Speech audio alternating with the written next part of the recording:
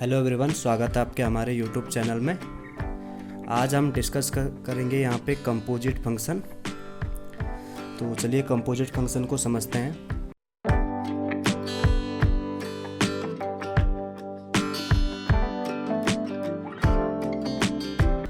तो composite function होता क्या है? सपोज दैट हमारे पास तीन सेट हैं ए, बी एंड सी। इसमें ए सेट में हमने लिए हुए हैं element a, b, c and b set में लिए हुए हैं 1, 2, 3 एंड सी सेट में जो एलिमेंट है हमारे पास वो है एक्स, वाई, जेड। तो मैं इस तरह से यहाँ पे रिलेशन शो कर रहा हूँ कि ए का रिलेशन 2 के साथ है। पहले ए सेट से हम बी सेट में रिलेशन दिखा रहे हैं। ए का रिलेशन 2 के साथ, बी का हमारा 1 के साथ है एंड सी का 3 के साथ है। ठीक है। उसके बाद बी टू सी में मैं एक रिलेशन शो कर रहा हूँ। बी टू सी में एक रिलेशन शो कर रहा हूँ। यहाँ पे 1 का रिलेशन वाई के साथ है, 2 का रिलेशन जेड के साथ एंड 3 का रिलेशन हमारा एक्स के साथ है। ठीक है। तो ये ए टू बी जो हमारा यहाँ पे रिलेशन आया, इसको मैं जो डिनोट कर रहा हूँ एफ ए टू बी, और ये फंक्शन जो बनेगा उसको हम नाम दे दिया हमने यहाँ पे F X. Similarly B to C में जो एक रिलेशन शो हो रहा है, इसको हम डिनोट करेंगे एफ बी टू सी, और इस फंक्शन का नाम मैंने दे दिया यहाँ पे जी एक्स दे दिया। ठीक है। उसी तरह से यहाँ पे डायरेक्टली अगर ए टू सी में अगर मैं रिलेशन शो करवा रहा हूँ ए टू सी में, तो इस फंक्शन को कहते हैं हम कंपोजिट फंक्शन। इस फंक्शन को कहते हैं हम कंपोजिट फंक्शन। तो जैसे कि इसमें एक एग्जांपल हम समझ लेते हैं। मान के चले कि आपका यहाँ पे आप बोर्ड एग्ज़ाम की प्रिपरेशन कर रहे हो, बोर्ड एग्ज़ाम की आप प्रिपरेशन कर रहे हो यहाँ पे।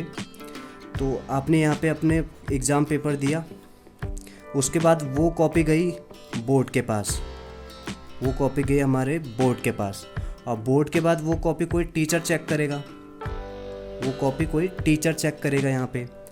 तो यहाँ पे आपने पेपर दिया यहाँ पे, और पहले वो कहाँ गया? बोर्ड के पास।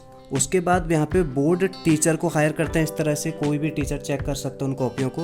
तो आपके जो मार्क्स आएंगे वहाँ पे, आपके जो मार्क्स आएंगे, तो आप किसको देखोगे? सीधा टीचर को, कि किस टीचर ने मेरी कॉपी चेक करी और मुझे कितने मार्क्स दिए हुए हैं। यहाँ पे आपको बोर्ड से कोई लेना देना नहीं होगा।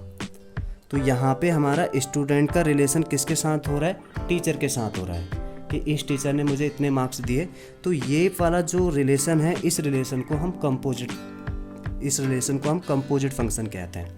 तो डेफिनेशन कुछ इस तरह से हमारे पास, let F X to Y and G Y to Z. यहाँ पे एक्स वाई की जगह ए बी भी आप ले सकते हो। ये हमारा पहला सेट एक्स हो गया, ये वाई एंड ये जेड। तो हमारे पास कुछ इस तरह से डेफिनेशन बनती है, let F X to Y and G Y to Z be two function, then the composition of function F and G. पहले वाले ए टू जो बी हमने दिखा रखा है, इसको एफ एक्स नाम दे दिया, तो यहाँ पे फंक्शन एफ है, एंड बी टू सी हमारे पास फंक्शन जेड है। इस function from X to Z, directly A to C भी लिख सकते हो या एक्स टू जेड, यही हमारा क्या कहलाता है? कंपोजिट फंक्शन कहलाता है। एंड इसको हम जो डिनोट करते हैं एफ ओ जी या जी ओ एफ, एफ ओ जी और जी ओ एफ से भी हम डिनोट कर सकते हैं यहाँ पे।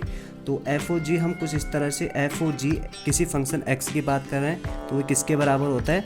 F bracket close bracket f x, f g x, and g o f x ये हमारे किसके इक्वल होता है? G f x. तो ये इसको हम फाइंड कैसे करते हैं तो ये भी देख लेते हैं। ऊपर मैंने यहाँ पे 3 सेट दिए हुए हैं। जैसे मुझे जी ओ एफ निकालना है, जी ओ एफ निकालना है इस क्वेश्चन में। यहाँ पे सपोज दैट कि हमारे पास ये 3 सेट ए बी सी कुछ इस तरह से हैं, तो मुझे निकालना है यहाँ पे जी ओ एफ। तो इसको कैसे फाइंड करेंगे? जी ओ किसी फंक्शन एक्स पे काम करेंगे यहाँ पे, तो ये बनेगा हमारा यहाँ पे जी एफ एक्स बनेगा। ठीक है। ये एक्स के एलिमेंट होते हैं, ये वाई एंड ये जेड के एलिमेंट। ठीक है। तो ये हमारे पास एफ, कोई एक एक्स के एलिमेंट हमारे पास क्या है? 1 2 3। एक्स के एलिमेंट क्या है? 1 2 3। तो यहाँ पे एक्स की वैल्यू रख दो। सपोज दैट कि मैं इस एलिमेंट का निकाल रहा हूँ 1। ठीक है। एफ 1 की वैल्यू क्या है?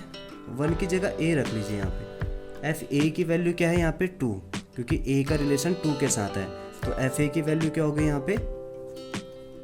टू हो गई, ठीक है। इस टू का रिलेशन किसके साथ आ रहा है, जेड, तो G2 का जो वैल्यू आएगी वो कितनी आएगी, जेड आएगी। तो इस तरह से हम यहाँ पे फाइंड कर सकते हैं, इस तरह से हम GOF हर एक एलिमेंट के लिए निकाल सकते हो।